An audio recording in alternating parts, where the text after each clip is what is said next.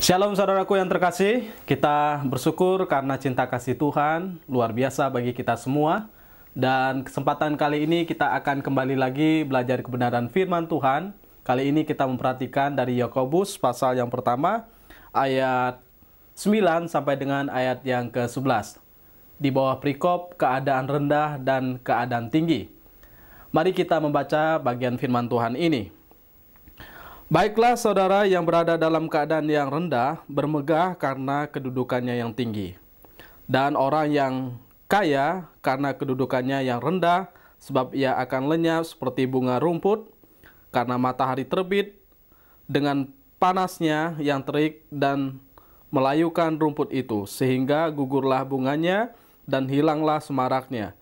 Demikian jugalah halnya dengan orang kaya, di tengah-tengah segala usahanya ia akan lenyap. Menarik sekali kalau kita perhatikan bagian ini. Terdahulu kita sudah membahas bahwa berbahagialah mereka yang jatuh ke dalam berbagai-bagai pencobaan. Ini kalimat yang paradoks sebetulnya. Bagaimana mungkin orang bisa bahagia dalam penderitaan yang mereka alami? Tapi tidak demikian dengan orang yang percaya. Mereka selalu ada bahagia, karena bahagia tentu bukan karena apa yang terjadi dari luar, tetapi bagaimana hati yang tumbuh dengan sukacita karena Tuhan memampukan mereka untuk berbahagia. Kali ini kita melihat bagaimana seorang yang bisa bermegah dalam keadaan yang rendah. Namun diingatkan kepada mereka yang kaya, berhati-hatilah, karena hidup ini sementara, akan segera berakhir dan lalu lenyap. Nah, ini merupakan suatu peringatan yang keras bagi semua kita sebagai umat manusia. Waktu kita berada dalam titik rendah, jangan berkecil hati. Tapi waktu kita berada dalam titik tertinggi, janganlah terlalu besar kepala, sehingga kita melupakan panggilan Tuhan dan realitas yang kita hidupi dalam hari-hari kehidupan kita. Sebagai orang Kristen, kita harus memahami kebenaran dengan utuh. Tentu dengan suatu konsep kebenaran yang penuh, supaya kita tidak terjebak dalam fenomena zaman atau fenomena kehidupan.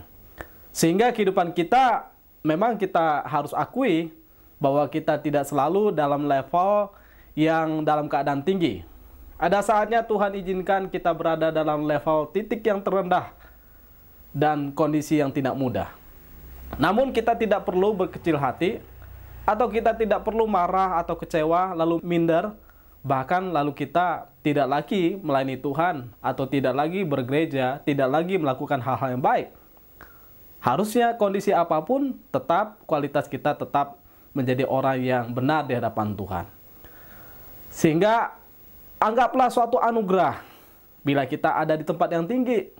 Tapi anggaplah suatu anugerah pula ketika Tuhan izinkan kita berada dalam kondisi yang rendah. Meskipun dalam pemahaman dunia tidak masuk akal. Bagaimana orang bisa berbahagia atau bersukacita atau menganggap itu sebagai anugerah?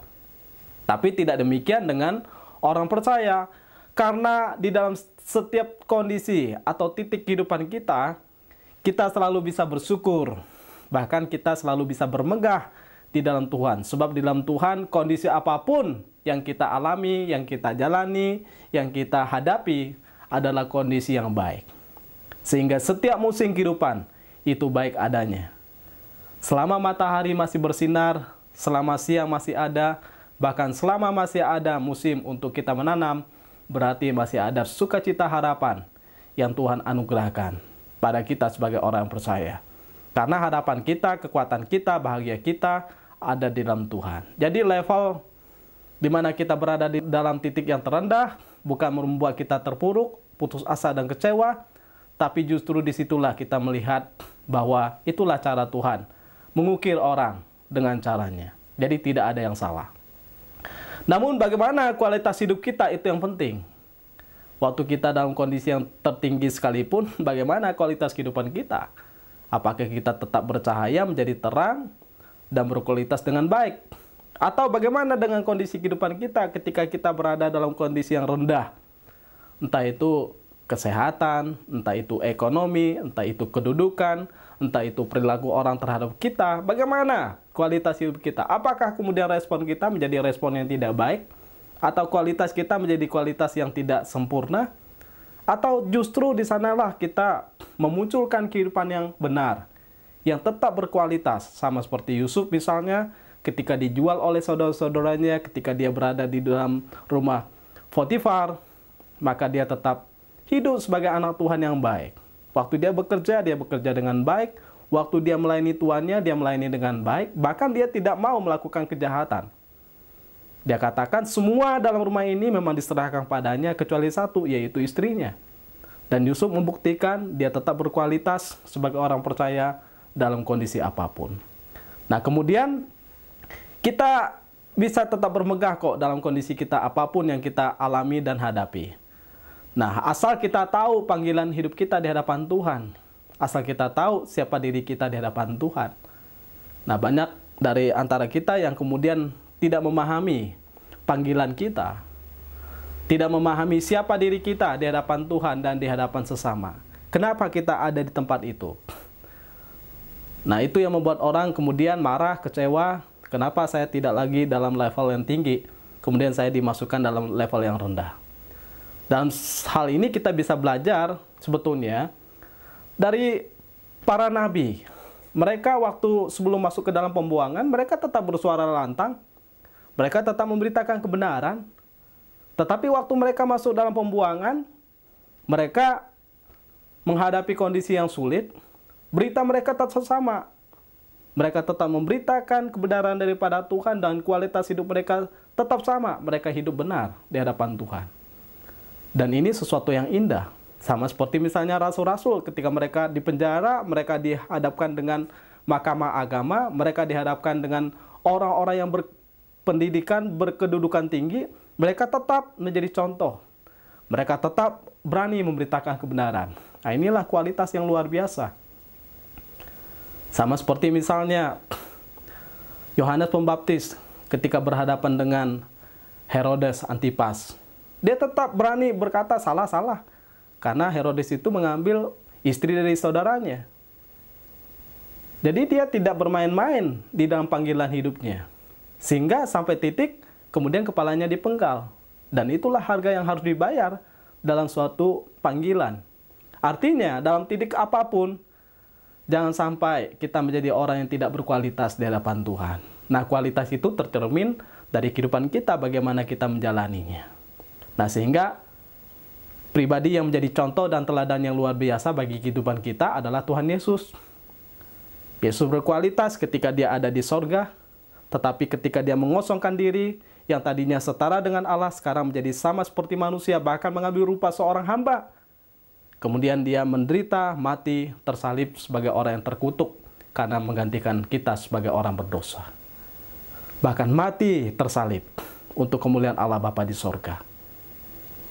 Dan Yesus membuktikan, meskipun dia turun dalam titik yang terendah, dia tetap berkualitas, menjadi pribadi yang tidak pernah berdosa.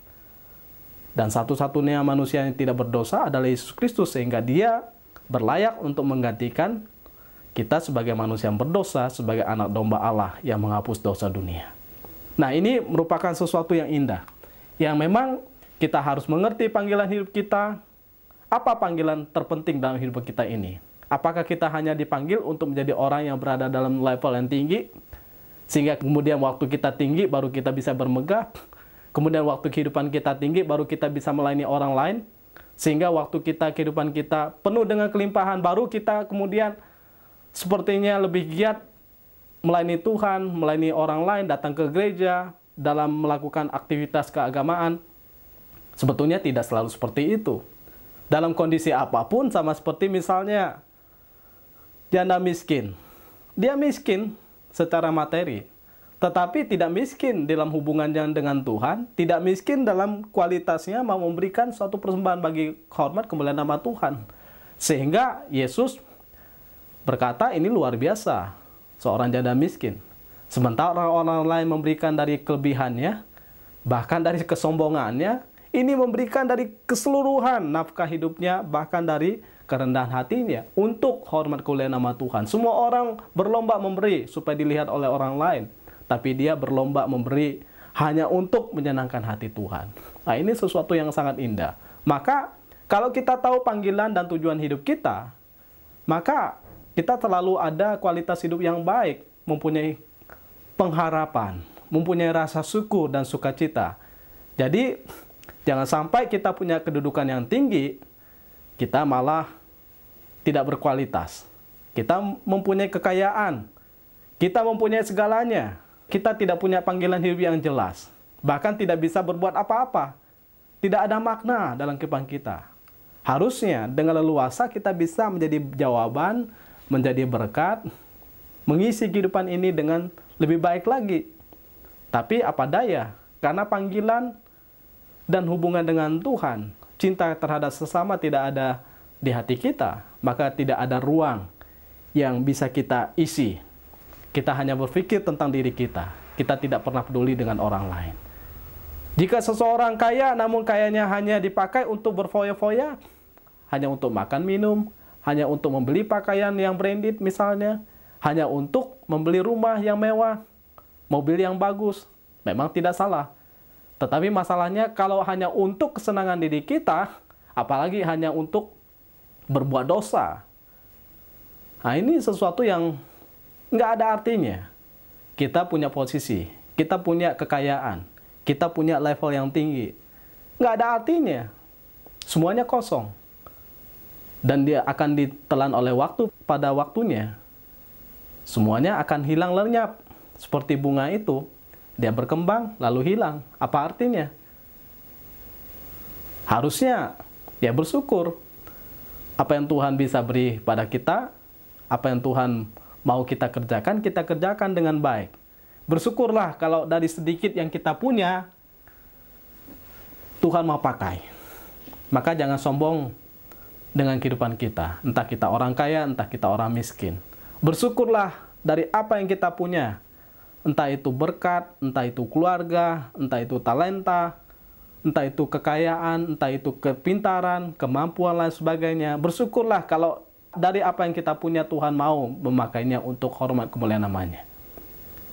Tapi apa daya, dari semua yang banyak itu, kita tidak berdaya dan Tuhan tidak mau memakainya. Ya semua hanya seperti sampah yang tidak ada artinya. Itu seperti di mana semua sepertinya ada, tapi tidak ada gunanya. Tidak ada manfaatnya bagi yang lain. Nah, mengerti panggilan Tuhan membuat seseorang bahagia. Ia tidak takut dengan kesulitan, ia tidak takut dengan bahaya, ia tidak takut dengan kondisi apapun, karena dia tahu ada maksud Tuhan membuat dia ada di sana. Karena dia tahu bahwa Tuhan selalu bersama dengan dia. Itulah yang dikatakan oleh Daud, Tuhanlah gembalaku, takkan kekurangan aku. Ia membaringkan aku di padang yang rumput hijau, ia membimbing aku ke air yang tenang. Kemudian meskipun aku dalam lembah kekelaman, aku tidak takut bahaya, sebab engkau bersertaku, gadamu dan tongkatmu itulah yang menghibur aku. Jadi dalam kondisi apapun, dalam kondisi senang, tidak senang, bahaya, lancar, semuanya dalam kendali Tuhan yang sempurna. Itu yang membuat kita bahagia. Sehingga kita terus dapat menaruh diri dalam anugerah Tuhan yang sempurna. Ingat, hidup ini sementara dan akan berakhir pada waktunya. Sehebat-hebatnya kita, sekaya-kayanya kita, sepintar-pintarnya kita, bahkan seluas apapun rumah kita, semewah apapun mobil kita, sehebat apapun barang-barang yang kita bisa beli, yang branded, semuanya akan berakhir. Kemudian kita akan menghadap Tuhan. Kita di sana harus mempertanggungjawabkan semua apa yang kita kerjakan dalam dunia ini. Nah, apakah kita ingin hidup kita ini berakhir dengan percuma? Apakah kita akan menghadap Tuhan dengan segala hal yang tidak pernah kita lakukan? Apakah kita akan menghadap Tuhan dengan sukacita karena kita sudah melakukan tugas tanggung jawab kita di dalam dunia ini? Dan ada bahagia rasanya kalau kita sudah melakukan tugas kita. Sekecil apapun pasti berarti, karena itulah tugas yang Tuhan berikan kepada kita. Saya pikir rasul-rasul ada orang berbahagia. Nabi-nabi adalah orang berbahagia karena mereka sudah lakukan tugas mereka. Bagaimana dengan kita? Apakah kita akan keluar sebagai seorang pemenang menghadapi situasi yang sulit dalam dunia ini? Atau kita akan menjadi seorang yang kalah? yang tidak mampu menjalani kehidupan dunia ini. Sehingga kita cenderung kecewa, cenderung putus asa, dan cenderung tidak bisa melakukan apapun. Tetapi berbahagialah, meskipun kita tidak punya fasilitas yang lengkap, mungkin kondisi tubuh kita tidak selalu sehat, mungkin banyak kekurangan ini dan itu, tapi kita melakukan hal yang terbaik. Saya pikir kitalah yang luar biasa, menjadi pemenang, bukan sebagai orang yang malang. Ingat, hidup ini digambarkan seperti bunga rumput, dia akan layu, dia akan gugur, dan semaraknya akan hilang. Itulah hidup, akan berakhir dengan begitu cepat tanpa kita sadari. Berbahagialah mereka yang berbijaksana, menjalaninya, mengisinya, bahkan melakukan tugas tanggung jawab mereka di hadapan Tuhan yang mulia itu. Sehingga, bagikanlah hidup kita seperti matahari, terus bercahaya dalam kondisi apapun. Seperti terang yang harus kita jalani sampai menunggu malam. Kemudian baru kita beristirahat, berjumpa dengan Tuhan, Sang Pemilik kehidupan. Maka, dalam bagian ini, kondisi apapun sebetulnya, kalau kita maknai dengan benar, maka kita akan menjadi pemenang, menjadi seorang yang melakukan finishing well dalam kehidupan kita. Biarlah kita termasuk orang di dalamnya. Terpujilah nama Tuhan. Amin.